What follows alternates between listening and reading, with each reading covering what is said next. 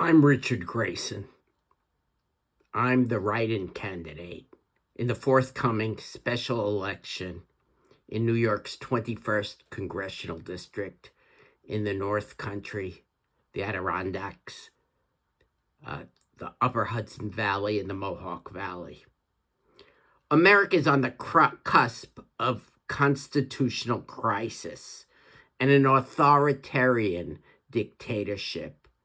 The Trump administration has already begun to weaponize state institutions and deploy them against opponents. The Constitution alone cannot save U.S. democracy. And I'm speaking as someone who taught constitutional history, because even the best designed constitutions have ambiguities and gaps that can be exploited for undemocratic, anti-democratic ends. After all, the same constitutional order that undergirds America's contemporary liberal democracy permitted nearly a century of authoritarianism in the Jim Crow South, the mass internment of Japanese Americans, and McCarthyism. Right now, the U.S. is governed nationally by a party with greater will and power to exploit constitutional and legal ambiguities for authoritarian ends than any time in the past 2 centuries. But, and I don't know if the Democrats understand it, the Republicans surely don't, Trump will be vulnerable.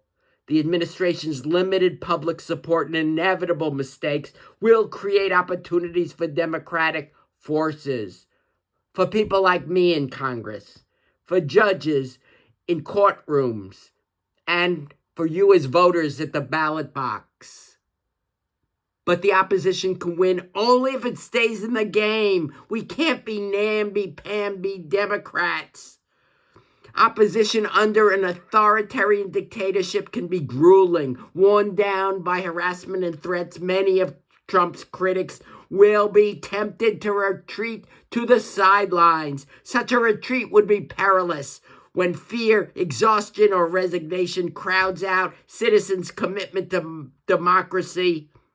That's when an authoritarian dictatorship takes root. Don't let that happen in America. As I said, I'm Richard Grayson, the write-in candidate in New York's 22nd Congressional District.